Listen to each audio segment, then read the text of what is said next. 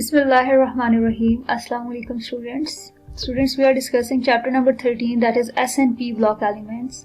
In our previous topic, we discussed about group 1 elements. Today's our topic of discussion is group 2 elements.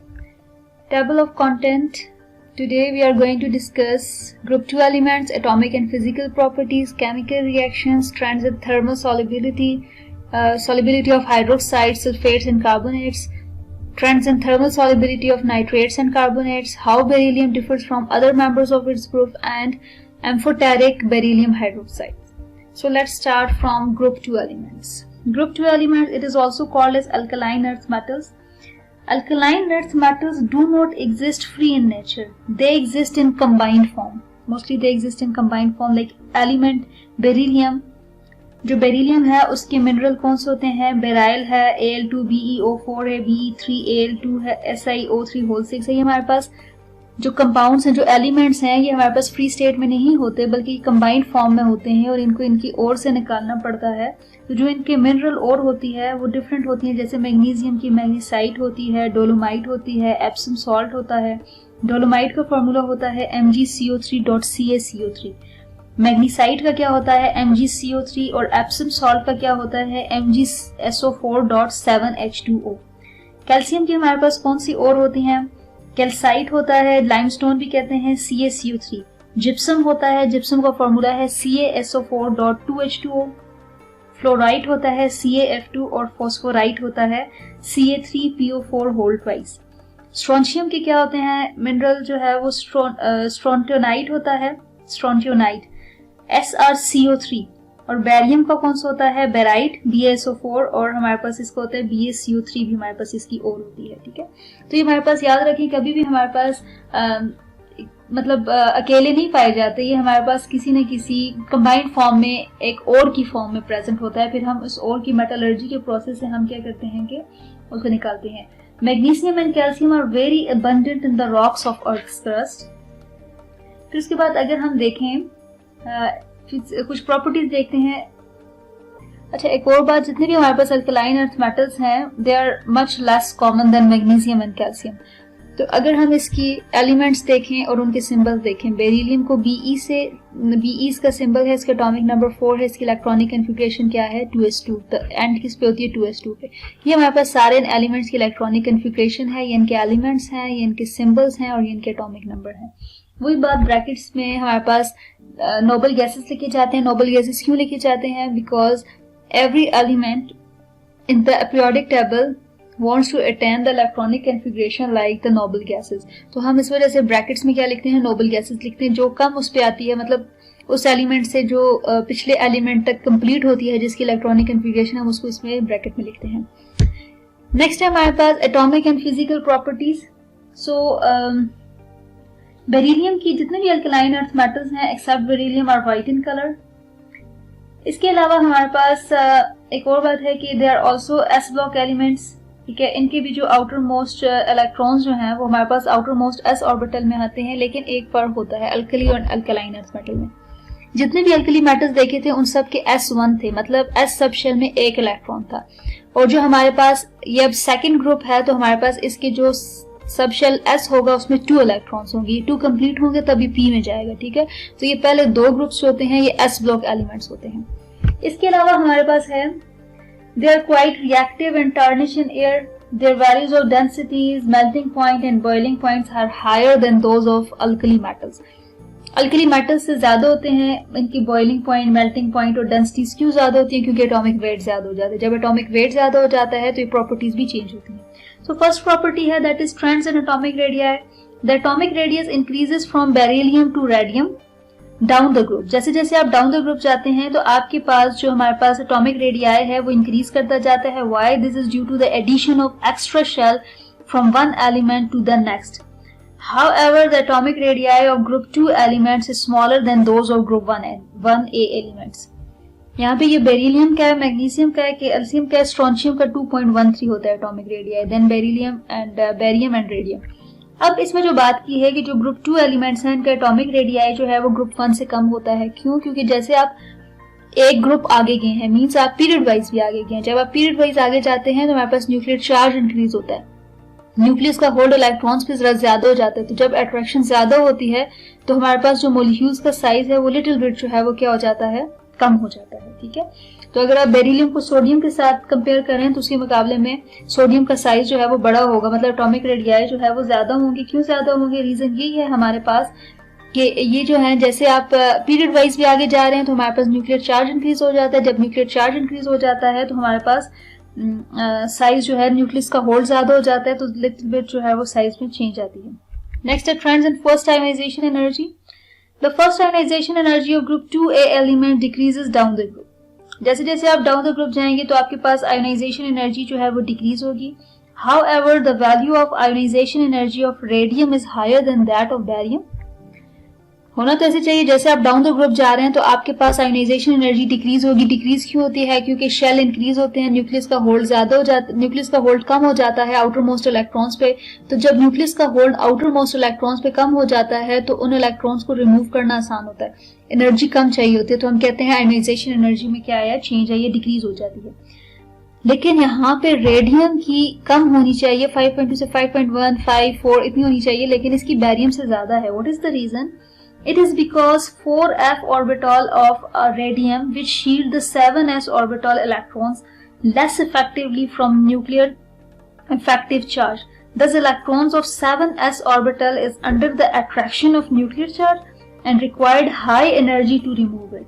अगर आप अपनी book में देखें तो आपके पास जो इलेक्ट्रॉनिक कन्फिग्रेशन है पेज नंबर 24 पे बैरियम और रेडियम की अगर आप इलेक्ट्रॉनिक कन्फिग्रेशन देखें तो इलेक्ट्रॉनिक कन्फिग्रेशन में जो बैरियम है वो 6s2 पे एंड करता है और जो रेडियम है वो 7s2 पे एंड करता है। ठीक है, तो जो हमारे पास है ये 7s2 पे करता है, तो हमारे पास जो रेडियम है इसमें पुअर शील्डिंग इफेक्ट होती है।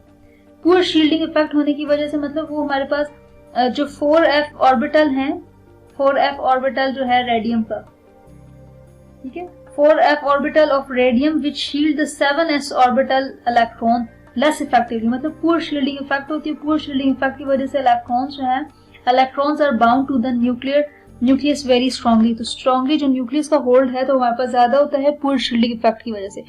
तो हमें लिटिल बिट जो है बैरियम से ज्यादा एनर्जी चाहिए होती है इसको, इसके इलेक्ट्रॉन्स को रिमूव करने के लिए। सो ये रीजन थी। नेक्स्ट है हमारे पास trends in electronegativity. The electronegativity of group 2A element decreases down the group. However, the electronegativity of these elements is higher than group 1A element. अब हमारे पास जैसे जैसे आप डाउन द ग्रुप जाएंगे तो आपके पास इलेक्ट्रोनेगेटिविटी जो है वो डिक्रीज होती जाएगी। वही रीजन है कि जैसे जैसे आप डाउन द ग्रुप जाएंगे शेल इंक्रीज होते जाएंगे, न्यूक्लियस का होल्ड कम होगा, न्यूक्लियस का अपने इलेक्ट्रॉन्स पे होल्ड कम होगा, तो वो किसी और एटम के इलेक्ट्रॉन्स को कैसे अपनी तरफ अट्रैक्ट करेंगे। और इन एलिमेंट्स जो हैं इनकी इलेक्ट्रोनेगेटिविटी जो है वो ज्यादा होती है देन ग्रुप 1A। क्यों ज्यादा होती है? क्योंकि हमारे पास ये पीरियड वाइज भी आगे गई और हमें पता है जब हम अलोंग द पीरियड जाते हैं तो उसमें इलेक्ट्रोनेगेटिविटी इंक्रीज होती है। तो आप ग्रुप वाइज जब आगे जा रहे हैं, मतलब 1A से आप 2A पे गए हैं, तो मीन्स आप पीरियड वाइज आगे गए हैं। पीरियड वाइज आगे गए हैं तो हमारे पास इलेक्ट्रोनेगेटिविटी, इसका अगर आप कंपैरिजन करें ग्रुप 1A के एलिमेंट्स के साथ तो उनके मुकाबले में इनकी इलेक्ट्रोनेगेटिविटी ज्यादा होंगी, लेकिन डाउन द ग्रुप जाएंगे तो हमारे पास क्या होती है, कम होती है। Next are trends in melting and boiling point. Melting and boiling point do not show any regular trend. These are however higher than those of alkali metals. कोई हमारे पास स्पेसिफिक इनका मतलब कोई एक रेगुलर ट्रेंड नहीं है, लेकिन जस्ट इतना है कि इनका जो मेल्टिंग और बॉइलिंग पॉइंट्स हैं वो हमारे पास ग्रुप 1A एलिमेंट से ज्यादा होते हैं, मेटल से ज्यादा होते हैं। क्यों ज्यादा होते हैं? क्योंकि इनका इनका मास जो है, एटॉमिक वेट जो है वो ज्यादा हो जाता है। नेक्स्ट है हमारे पास trends in reactivity with water. Group 2A metals react slowly with water, producing hydrogen gas and hydroxide. The reactivity of group 2A metals towards water increases down the group. However, beryllium do not react with water or steam even at red heat. हमारे पास क्या है कि अगर हम इसकी mostly जो अगर हम देखते हैं ग्रुप 2 एलिमेंट्स का, तो ये मेटल्स जो हैं they react very slowly with water. ये हमारे पास वाटर के साथ बड़े स्लोली जो है रिएक्ट करते हैं, लेकिन जब ये रिएक्शन करते हैं तो हाइड्रोजन गैस को लिबरेट करते हैं, लेकिन हाइड्रोजन गैस को लिबरेट करते हैं और साथ में कोई हाइड्रोक्साइड बना देते हैं। जो ये रिएक्शन है दे increasingly vigorous with an increase in atomic number. जैसे जैसे आपके पास एटॉमिक नंबर इंक्रीज होता है इनका जो है रिएक्शन भी जो है वो पावरफुल होता जाता है। ब्लास्टिंग जैसे हम कहते हैं, विगोरस मींस पावरफुल या ब्लास्टिंग रिएक्शन होता जाता है। लेकिन बेरिलियम जो है it does not react with water और steam even at red heat. Magnesium की बात की जाए तो magnesium burns in steam to produce white magnesium oxide and hydrogen gas. क्यों, रीजन क्या है? Due to its small size and high ionisation energy in relation to other elements in the group. Why beryllium does not react with water or steam? Because of its small size and high ionization energy। आप कहते हैं इसकी ionisation energy जो है वो इसके बाकी member से बहुत ज्यादा होती है और साथ में इसका साइज जो है वो उनके मुकाबले में स्मॉल होता है, तो ये हमारे पास वाटर के साथ जो है तो रिएक्शन नहीं शो करता। Group 2 elements become more reactive towards water as we go down the group. जैसे जैसे आप डाउन द ग्रुप जाते हैं तो आपके पास इनका जो है तो रिएक्शन वो अच्छा हो जाता, मतलब कि रिएक्टिव ज्यादा एलिमेंट्स जो है वो रिएक्टिव होते जा रहे हैं वाटर की तरफ।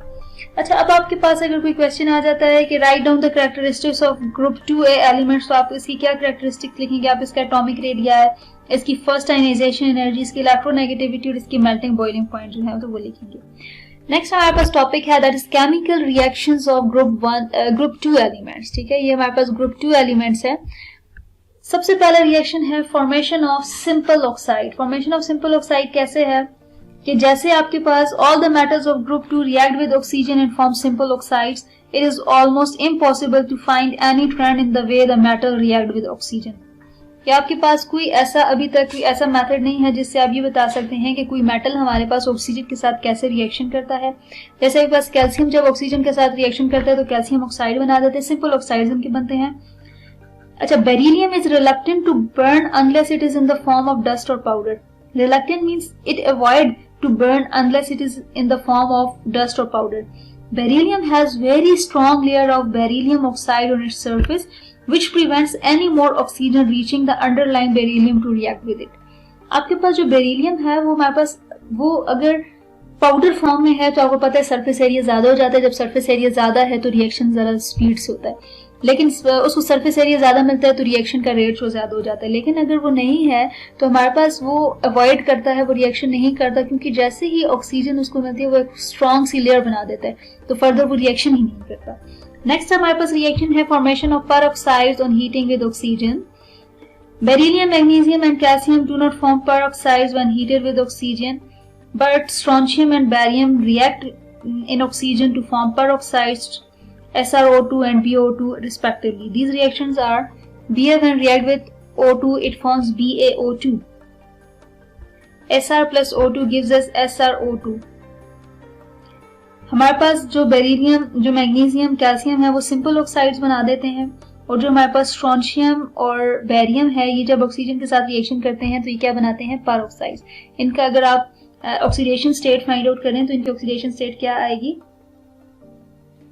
हमारे पास ऑक्सीडेशन स्टेट जितने भी हमारे पास नॉर्मल ऑक्साइड्स हैं, नॉर्मल ऑक्साइड्स की हमारे पास ऑक्सीडेशन स्टेट जो है वो 2 होती है, मतलब -2 जो है उसकी नॉर्मल ऑक्सीडेशन स्टेट आती है।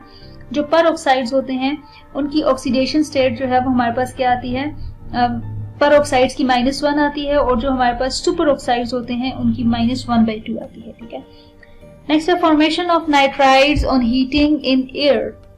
The nitrides of alkaline earth metals are ionic and solid in nature except that of beryllium which is covalent and unpredictable। अब देखेंगे हम कि हमारे पास covalent nature इसकी क्यों होती है बेरिलियम क्लोराइड या बेरिलियम का जो रिएक्शन होता है। The reaction of alkaline earth metal with air rather than oxygen is complicated by the fact that they all react with nitrogen to produce nitrides। In each case we get a mixture of metal oxides and nitrides। ये बात मैंने आपको पहले भी बताई थी कि हमारे पास जब भी आप ओपन एयर में ऑक्सीजन कराते हैं, ओपन एयर में जब रिएक्शन कराते हैं, आप कहते हैं ऑक्सीजन के साथ रिएक्शन कर रहे हैं, तो ऑक्सीजन के साथ साथ वो हमारे पास नाइट्रोजन के साथ भी रिएक्शन करता है। तो जब ओपन एयर में रिएक्शन होता है तो मोस्टली जितने भी अल्कलाइन अर्थ मेटल्स हैं ये नाइट्रोजन के साथ रिएक्शन करके नाइट्राइड्स बना देते हैं, और ऑक्साइड्स भी बनते हैं लेकिन इनका मिक्सचर बनता है। ठीक है, तो जब हमारे पास मैग्नीशियम नाइट्रोजन के साथ रिएक्शन करेगा ये Mg3N2 बनाएगा, ये नाइट्राइड है, मैग्नीशियम नाइट्राइड बना देगा। बेरिलियम करेगा तो बेरिलियम नाइट्राइड बना देगा। ठीक है, तो हमारे पास ये क्या होते हैं? ये सारे ऑलमोस्ट इनके जो प्रोडक्ट्स बनते हैं वो आयोनिक होते हैं। ग्रुप 1, 2 के मेंबर्स हम वैसे भी कहते हैं वो आयोनिक रिएक्शन शो करते हैं, आयोनिक बॉन्डिंग बनाते हैं, लेकिन जो बेरिलियम है वो कोवेलेंट बनाता है। वो देखेंगे हम कि वो कैसे कोवेलेंट बॉन्डिंग शो करता है। नेक्स्ट हमारे पास solubilities of group 2 elements, trends in solubility of hydroxides, sulphates and carbonates. हम जरा सल्फेट्स के देखते हैं तो इससे हमें पता लग जाएगा कि हाइड्रोक्साइड्स और कार्बोनेट्स के कैसे हैं। The solubility of hydroxides in water increase from beryllium BeOH whole twice to BaOH whole. तो हम solubility of hydroxides की बात कर रहे थे। हम कहते हैं कि जो solubility hydroxides की ग्रुप 2 एलिमेंट्स की जैसे जैसे आप डाउन द ग्रुप जाते हैं तो आपके पास जो solubility है वो भी हमारे पास इंक्रीज होती जाती है। आपकी बुक में जो वैल्यूज लिखी हुई है आप देख सकते हैं, जितने भी हाइड्रोक्साइड्स उनकी वैल्यू लिखी हुई है। बेरिलियम से अगर आप स्ट्रोंशियम तक जाएं तो आप देखते हैं कि वैल्यू जो है वो इंक्रीज होती जा रही है, -26 से -4 पे जा रही है। तो मीन्स वैल्यू जो है वो इंक्रीज होती जा रही है, solubility इंक्रीज होगी जैसे जैसे आप डाउन द ग्रुप जाएंगे। अब solubility क्यों इंक्रीज होगी? क्योंकि जो solubility increase है, the increase in the solubility of hydroxides in water down the group is due to decrease in lattice energy. जैसे जैसे आप डाउन द ग्रुप जाते हैं लैटिस एनर्जी में डिक्रीज आता है। जब लैटिस एनर्जी में डिक्रीज आता है तो हाइड्रोक्साइड्स में ऑटोमेटिकली जो है वो solubility में इंक्रीज आएगा। अब लैटिस एनर्जी क्या होती है? The amount of energy released when 1 mole of an ionic crystal is formed from gaseous ions of opposite charges. जब ऑपोजिट चार्जेस से हमारे पास बनता है कोई आयोनिक क्रिस्टल बनता है 1 मोल, वो हमारे पास जो अमाउंट ऑफ एनर्जी जो है रिलीज होती है called as lattice energy.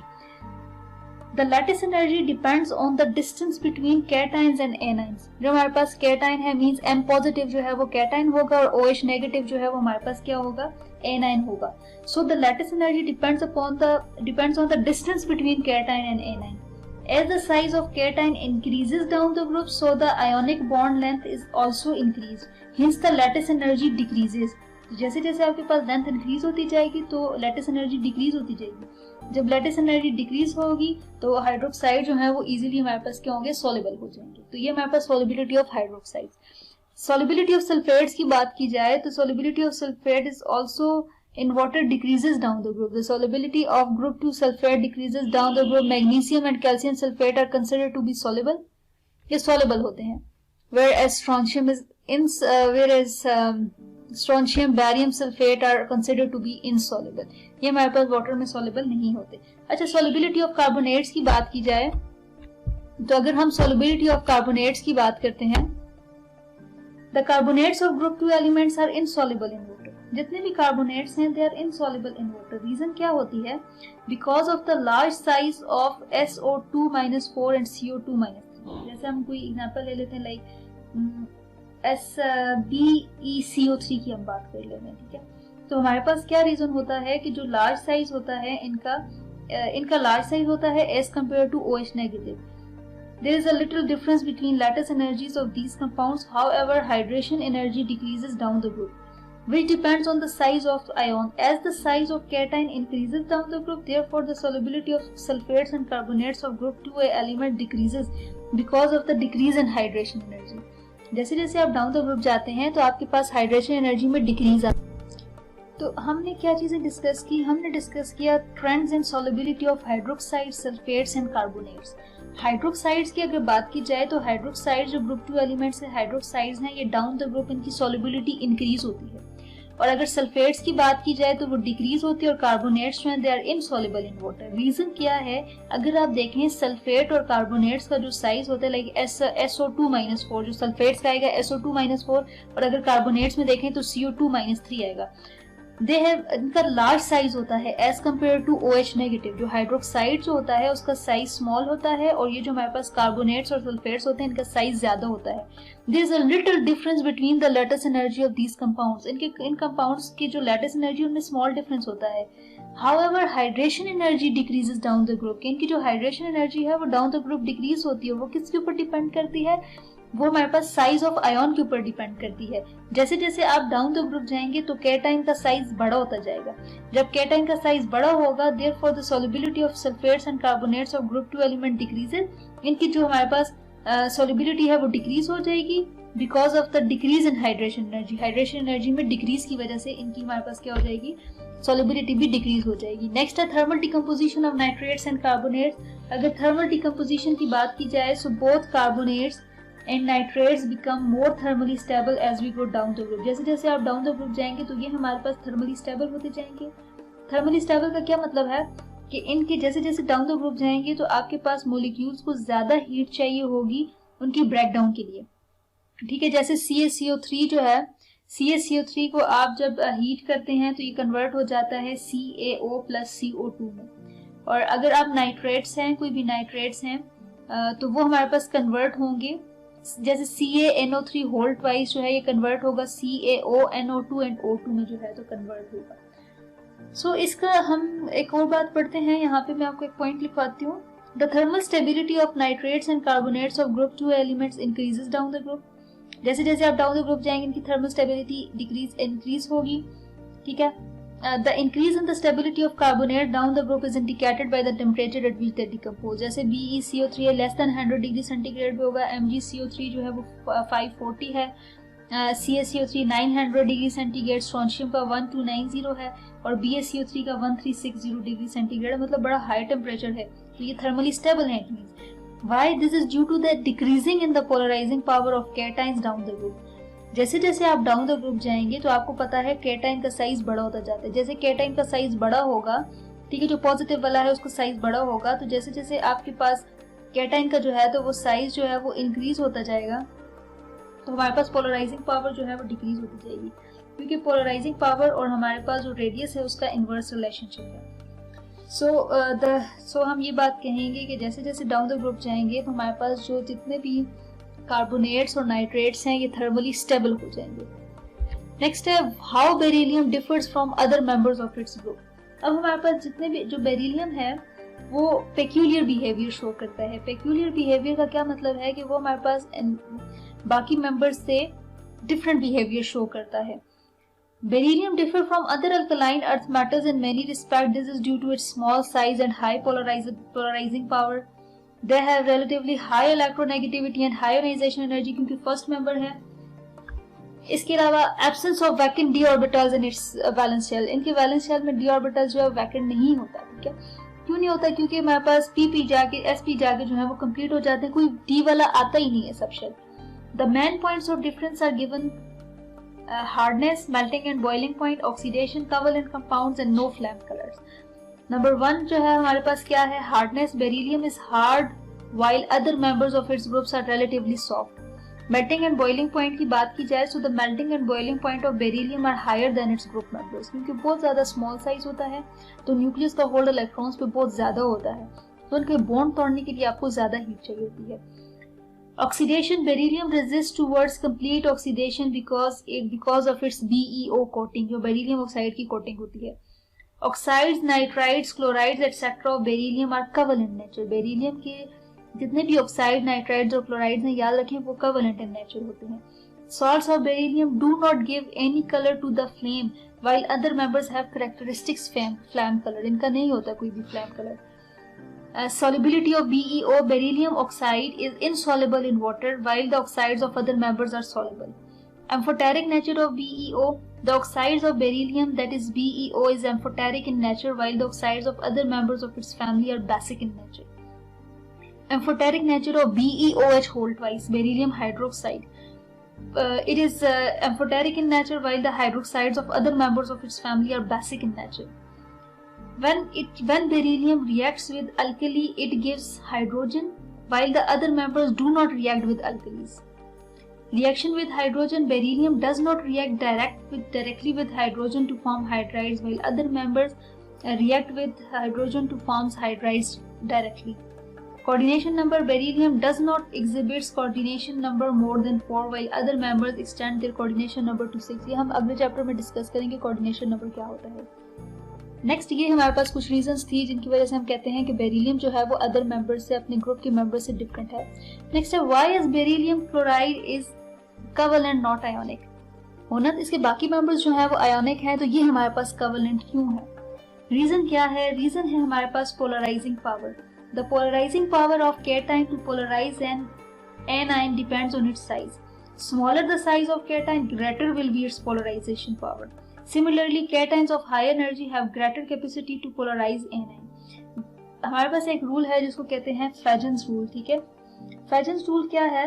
cation of smaller size and higher charge tends to form covalent bond. कि हमारे पास जिस cation का स्मॉल साइज होगा और हाई चार्ज डेंसिटी होगी वो covalent bonding शो करेगा। तो कोवेलेंट नेचर बेरिलियम क्लोराइड की क्यों है कि Be2 पॉजिटिव जो होता है, मतलब जब इसने 2 इलेक्ट्रॉन दे दिए, तो इसका हमारे पास बहुत ज्यादा स्मॉल साइज होता है और high charge density, high charge होती है इसका। तो Be+2 आयन जो है, इसका मतलब हाई चार्ज का क्या मतलब है कि न्यूक्लियस का होल्ड जो है वो बहुत ज्यादा है। न्यूक्लियस इतना ज्यादा अपने इलेक्ट्रॉन्स पे उसका होल्ड है कि जब ये क्लोरीन के साथ रिएक्शन करता है, Be अपने इलेक्ट्रॉन्स क्लोरीन को देता है, तो ये हमारे पास क्लोरीन के इलेक्ट्रॉन्स को भी क्या कर देता है, पोलराइज करता है। मींस उनके इलेक्ट्रॉन क्लाउड को भी पुल करता है अपनी तरफ, बेरिलियम जो है, क्योंकि बेरिलियम का जो न्यूक्लियस है उसके इलेक्ट्रॉन्स के ऊपर, अपने इलेक्ट्रॉन्स के ऊपर बहुत ज्यादा होल्ड होता है। वो क्लोरीन के इलेक्ट्रॉन्स को भी, अपने इलेक्ट्रॉनिक क्लाउड को क्या करता है, अपनी तरफ अट्रैक्ट करता है। तो जब ये हमारे पास उसके इलेक्ट्रॉन्स को भी अपनी तरफ पुल कर रहा होता है, तो ये कोई आयोनिक बॉन्डिंग नहीं है, ये कोवेलेंट बॉन्डिंग है। यहाँ पे शेयरिंग हो रही है, क्लोरीन भी अपनी तरफ अट्रैक्ट कर रहा होता है, बेरिलियम भी कर रहा होता है। तो मतलब कंप्लीट ट्रांसफर नहीं होता, बल्कि शेयरिंग हो जाती है इलेक्ट्रॉन्स की। क्लोरीन अपनी तरफ करता है क्योंकि क्लोरीन हाईली इलेक्ट्रोनेगेटिव है, और बेरिलियम जो है वो हमारे पास अपनी तरफ करता है क्योंकि उसकी पोलराइजिंग पावर ज्यादा है। तो हमारे पास इस वजह से हम कहते हैं कि बेरिलियम क्लोराइड जो है वो हमारे पास कोवेलेंट है, वो आयोनिक नहीं है। ठीक है, और ये फेजन्स रूल याद रखिएगा। फेजन्स रूल क्या है कि कैटायन जो है जिसका स्मॉल साइज है और हाई चार्ज होता है, वो हमेशा कोवेलेंट बॉन्डिंग शो करता है। लास्ट हमारे पास टॉपिक है एम्फोटेरिक बेरिलियम हाइड्रोक्साइड। अच्छा, ये भी साथ में एक स्लाइड है, ये भी नोट कीजिएगा अपने पास। ये सारा बताया हुआ है कि कैसे बेरिलियम क्लोराइड बनता है। Amphoteric beryllium hydroxide. Beryllium hydroxide जो है ये एम्फोटेरिक इन नेचर है। क्यों नेचर में एम्फोटेरिक है कि जब ये हमारे पास एसिड के साथ रिएक्ट करता है तो ये एज अ बेस एक्ट करता है, और जब ये हमारे पास बेस के साथ रिएक्ट करता है तो ये एज एन एसिड एक्ट करता है। जैसे BeO OH hold twice, ठीक है, this OH hold twice. When react with HCl, it forms BeCl2 plus H2O. यहाँ पे OH hold twice है. And when BeOH hold twice, when react with sodium hydroxides, it forms beryllium hydroxides, sodium beryllium hydroxide. ठीक है, ये complex है। तो हमारे पास beryllium hydroxide जो है वो कौन सी नेचर शो करता है, वो हमारे पास शो करता है एम्फोटेरिक। ठीक है, यहाँ पे मैं ये पॉइंट दोबारा बताती हूँ कि जो पोलराइजिंग पावर है कैटाइन की टू पोलराइज इन एनायन की, कैटाइन जो है उसकी एबिलिटी, तो ये पॉजिटिवली चार्ज कैटाइन होता है ना, और एनायन नेगेटिवली चार्ज होता है। तो कैटाइन की एबिलिटी कि वो किसी और दूसरे एटम के इलेक्ट्रॉनिक क्लाउड को डिस्टर्ब करे, वो डिपेंड करता है उसके साइज पे।